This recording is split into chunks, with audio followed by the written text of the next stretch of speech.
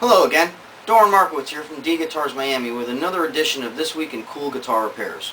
This week's particular instrument is a 1971 Martin D-35 that came in with most of the binding actually off and several areas of the back and the top separating from the body. The bridge was also pulling up and needed to be re-glued, and the bridge also had to be carved down to bring the action down as well. So it was imperative, because of its age, that the re-gluing and even the finish touch-up match exactly. Now, the binding is a 3-layer type that is actually, you've got the long, it's actually 4 layers because you've got the main length along the edge, but then you've got a smaller layer underneath that. Then the inner layers here actually sit on a step, so they're even shorter. So it's kind of tricky to be able to get them to all align properly. And it took some maneuvering. The main reason that the binding had separated was that it had shrank over the years. So I also had to heat up the binding to expand it so that way it would fit back in the channel. This middle layer and the outer layer, of course, were broken, so no amount of heat and expansion is really going to help all that much when it doesn't have a solid hold on both ends. So I was able to heat it and re-glue them, and I think it came out pretty well. The binding was also separated, not as extremely as this, but mainly the outer areas and some of the inner areas around basically all the shoulder portions, as well as the back. The back was separating out in various spots throughout, as well as the top. The bridge I had to remove, clean the area, and then re-glue. But the client also complained that the action was fairly high, but since the saddle was actually glued into the bridge, there was no way to remove that to basically be able to carve it down. So I had to use my Dremel flex tool to basically go in there and carve this entire area, and then carve down the bridge saddle just right. And then of course I increased the length of these slots so that the strings cut at the correct angle. And I think I did a pretty good job. Now you can look closely at the way the binding was done. You can't even tell that it was repaired.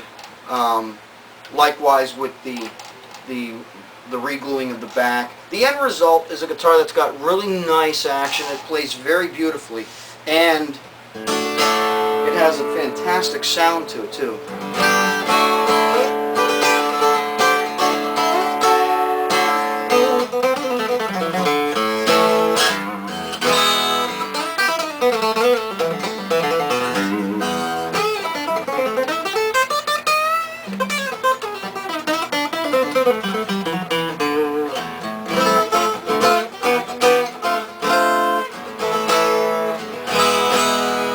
It's a great guitar.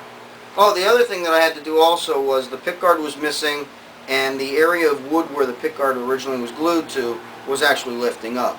So I had to re-glue that, and I also shellacked the area itself where the pickguard belongs so that when I stuck on the new pickguard, it would actually stick onto a finished surface rather than the bare wood surface, so that in the future, if it does start to pull away again, it'll actually pull away easier rather than what it usually does, which is it shrinks and it actually splits the wood. It was actually splitting a bit too, which is very common, especially with old Martins. So I took care of that, and you can see that the pickguard fits on beautifully. The guitar also had, the owner had a Barkus Berry pickup put in underneath the bridge, under the top. It's one of those bar types that stick on with contact cement, and so that had to be removed so that I could re-glue the bridge. Then I glued it back on, and you know, it's actually a very nice, pleasant sound, and it's passive, doesn't even use a battery, so it needs to be turned up a little when it's plugged into an amplifier. So all in all, I think the client's going to be very pleased. You can see that it's got, you know, it's got marks on it. It's not a new guitar. I mean, it's over 40 years old. So Considering its age, it's in great condition.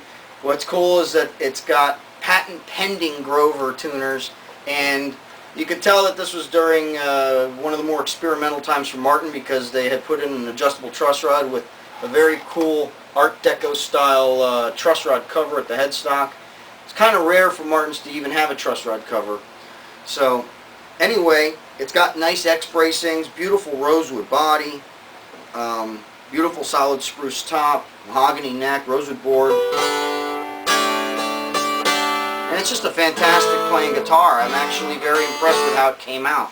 It came out much better than I expected, considering how it looked when it arrived.